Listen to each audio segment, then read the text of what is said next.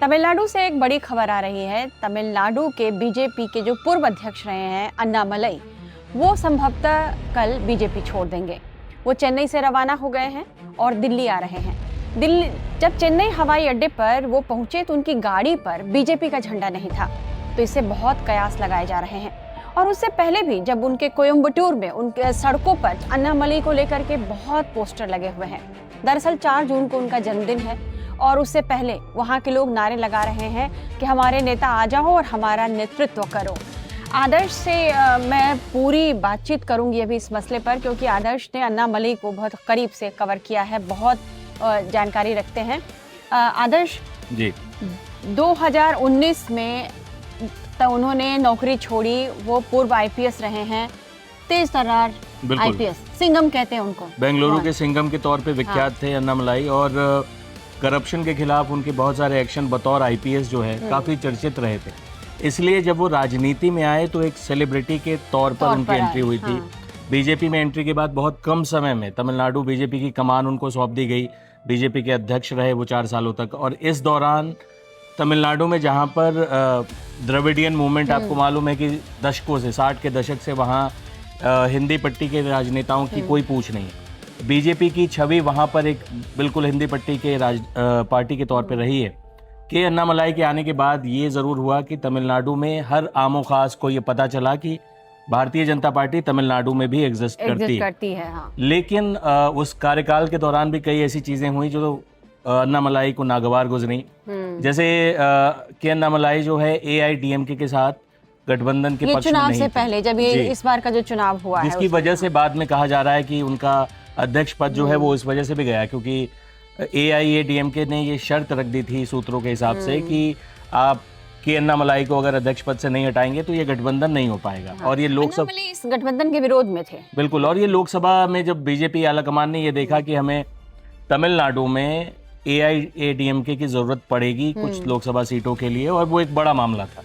लेकिन के अन्नामलई के लिए एक व्यक्तिगत लड़ाई थी। और आपको याद होगा कि नरेंद्र मोदी ने जितनी उनकी तारीफ की है, जिस तरह से उनका रेपो रहा है, के अन्नामलई इसलिए भी चर्चा में रहे कि वो अपनी तमिलियन एक्सेंट में जो हिंदी बोलते हैं और जिस तरह से वो आक्रामक नेता हैं, जिस तरह से उन्होंने केंद्र सरकार की तमाम पॉलिसियों का बचाव किया है। लेकिन ये जो अब बात उठ रही है कि क्या वो अपनी नई पार्टी बनाएंगे, ये भी अगर आप देखेंगे तो कुछ दिनों पहले जो उन्होंने ट्वीट किया था, वो जो तीन भाषा फॉर्मूले का जो विरोध कर रहे हैं वो, जबकि के अन्नामलई अतीत में इसी फॉर्मूले का बचाव कर चुके हैं। लेकिन इस बार उन्होंने अचानक जो रोल आउट हुआ है उसका विरोध किया है कि एक शौक की तरह है। लेकिन ये दिखा रहा है कि के अन्नामलई के रास्ते बदल रहे हैं। ये बहुत दिनों से वो बीजेपी की जो पार्टी की जो मीटिंग हो रही है इलेक्शंस के बाद, कई बार होता है ना कि वो एक रिव्यू की जाती है, कैसा प्रदर्शन रहा पार्टी का, और नेताओं की बैठकें होती हैं। उसमें 2 बार से 2 महत्वपूर्ण बैठकों में वो नहीं जा रहे थे, नहीं पहुंचे।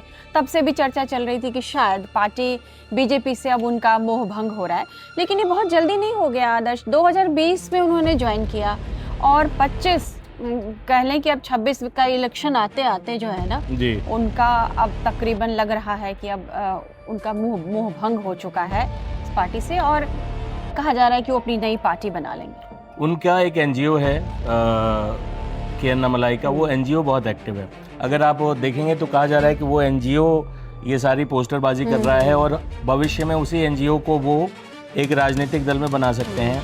अगर ऐसा होता है तो ये वही मॉडल है जिस मॉडल से तमिलनाडु के वर्तमान मुख्यमंत्री विजय थलापति विजय जो है, वो भी उनका एक फैन क्लब हुआ करता था जो धीरे धीरे जो समाज सेवा करता था, और आखिरकार उसी फैन क्लब को उन्होंने एक राजनीतिक दल में तब्दील किया। विजय फैक्टर भी अन्नामलई के डिसीजन मेकिंग में एक बड़ा फैक्टर हो सकता है, क्योंकि जिस तरह से हमने देखा कि विजय आए अचानक धूमकेतु की तरह छा गए, दोनों द्रविडियन पार्टी को साइड कर दिया, सबसे बड़ी पार्टी बन गए। और उसके बाद आप देख रहे हैं कि एआईएडीएमके की में भी फूट हो रही है और अब वो कंफर्टेबल मेजॉरिटी में है। विजय की सरकार को 5 साल तक कोई खतरा नहीं है।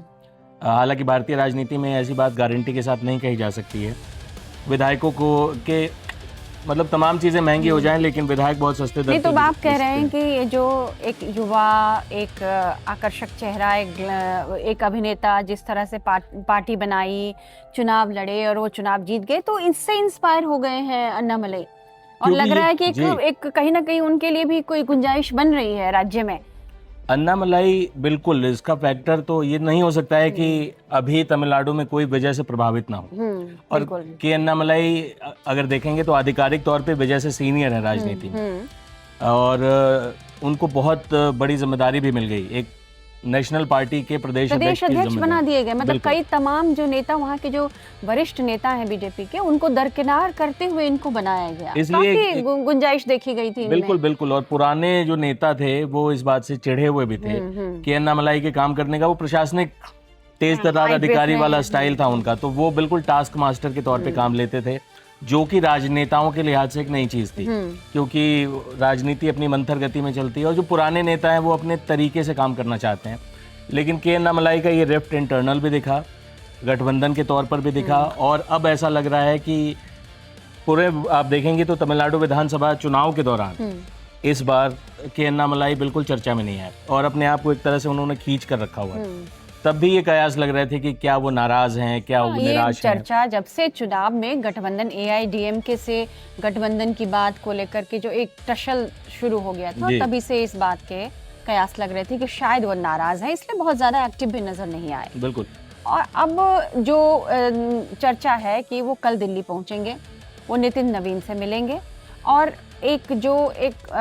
उनके जैसे हो उसमें भी रहे हैं, वो सिविल सर्विसेज में रहे हैं, तो रिजाइन करने से पहले उन्होंने प्रॉपर एक दिया होगा डिपार्टमेंट को। उसी तरह से वो नितिन नवीन के पास कहा जा रहा है कि जाएंगे और उनसे कहेंगे कि आपने मुझे एक अवसर दिया, राजनीति सिखाई, राजनीति में आने का अवसर दिया, इतनी अपॉर्चुनिटीज़ दी, तो उसके लिए धन्यवाद। लेकिन इशारों में वो एयरपोर्ट पर भी जो पत्रकारों से बात कर रहे थे, तो इशारों में ये संकेत दे रहे थे कि अब उनका भविष्य बीजेपी में नहीं है। हालांकि बीजेपी आला कमान उनको जाने देना नहीं चाहेगा। खासकर PM मोदी के अन्नामलाई को बहुत पसंद करते हैं, और ये ज़रूर है कि लोकसभा में बीजेपी ने गणित को देखा कि अन्नामलाई की व्यक्तिगत जो मांग थी उसको दरकिनार किया, और वो उस समय व्यवहारिक भी था राजनीतिक तौर पे, क्योंकि आप पूरे देश में चुनाव लड़ रहे थे। लेकिन अगर सिर्फ तमिलनाडु की बात की जाए तो अगर के अन्नामलाई जाते हैं, वो इकलौता चेहरा है जिसने कम से कम सुर्खियों में तो बीजेपी को वो ले आए थे। और आपको याद होगा कि वो डबल डिजिट में बीजेपी का वोटिंग परसेंटेज तमिलनाडु में इतिहास में पहली बार के अन्नामलाई के अध्यक्ष रहते हुए हुआ था, और वो जब उनको अध्यक्ष से हटाया गया तो वो वापस सिंगल डिजिट में आ गया। और 234 विधानसभा सीटें हैं, उसमें से एक सीट अभी बीजेपी को मिली है। बिल्कुल। और के अन्नामलाई धीरे धीरे ही सही, लेकिन बीजेपी का ग्राफ स्ट्रॉन्ग कर रहे हैं। जानने लगे थे कि तमिलनाडु में बीजेपी भी है, उनका कोई नेता है। क्योंकि जो अन्नामलाई के आने के बाद हम लोगों ने काफ़ी इस पर स्टोरीज भी की थी, काफ़ी हम लोग उनको फॉलो करते थे।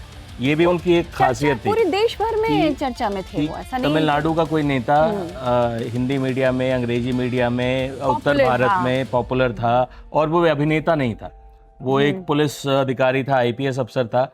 उनकी जो शैली थी वो उसके चाहने वाले हर तरफ थे। आप देखेंगे कि वो जब प्रचार के लिए आते थे दिल्ली में भी, तो भी उनकी फैन फॉलोइंग देखने को मिलती थी। तो ऐसे में मैं ये समझता हूँ कि बीजेपी का जो आला कमान है, कल अगर उनकी जो बैठक है वो बहुत महत्वपूर्ण होगी।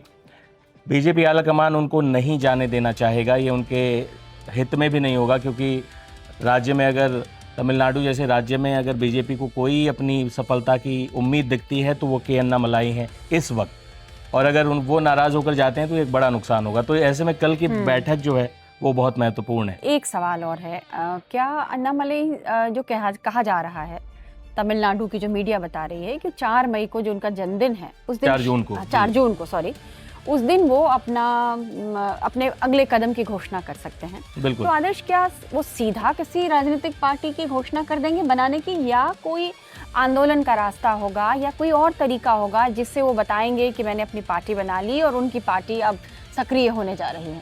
अगर आप दक्षिण भारत के सारे नेताओं का पैटर्न देखें, चाहे अन्नामलाई हो, विजय हो, या उससे पहले जगन रेड्डी थे, तो ये सीधा राजनीतिक पार्टी बनाने से पहले एक जन समर्थन के लिए कोई कैंपेन जरूर चलेगा, कोई यात्रा निकलेगी।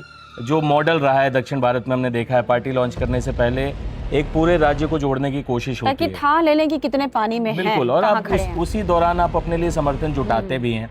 प्रशांत किशोर ने भी यही किया बिहार में। ये अलग बात है कि उनकी योजनाएं बाकी लोगों के लिए सफल हो गई, बिहार में वो एक भी सीट नहीं जिता पाए, लेकिन कमोबेश मॉडल यही है। तो अगर अन्नामलाई को अपनी पार्टी बनानी भी है तो वो पहले किसी ऐसे ही जन अभियान से शुरुआत करेंगे, और क्योंकि अब चुनाव हो चुके हैं तो अभी विधानसभा चुनाव के लिहाज से तो पूरे 5 साल का वक्त है। ऐसे में अन्नामलाई अगर भविष्य की तस्वीर देखते भी हैं तो मतलब उनको अभी मोमेंटम हासिल करने के लिए कुछ करना पड़ेगा। इसका मतलब ही जमीन पर वो काम करेंगे, अपना नाम, अपना चेहरा लेकर के, अपना सपोर्ट सिस्टम लेके, अपने फैन को लेके, अपने सपोर्टर्स को लेकर। तो आदर्श, कल जब वो दिल्ली पहुंचेंगे, आज पहुंच जाएंगे रात तक, लेकिन जब वो कल नितिन नवीन से मिलेंगे तो इस घटनाक्रम की जानकारी कल भी हम अपने दर्शकों बिल्कुल हम दोबारा जुड़ेंगे।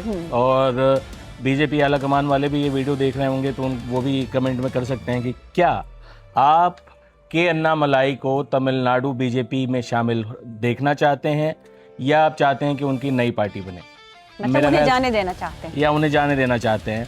ये कल तय हो जाएगा। दर्शक क्या चाहते हैं वो कमेंट बॉक्स में ज़रूर अपनी राय लिख सकते हैं। कल हम दोबारा जुड़ेंगे इसी खबर के साथ टाइम्स नाउ नवभारत डिजिटल पर। शुक्रिया।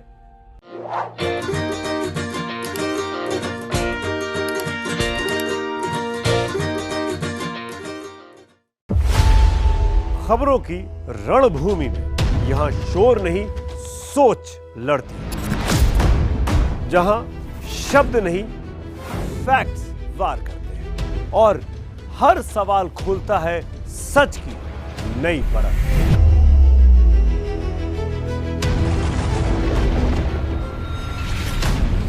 चक्रव्यूह आपके अपने सुमित अवस्थी के साथ सोमवार से शुक्रवार शाम 6:57 पर टाइम्स नाउ नवभारत पर।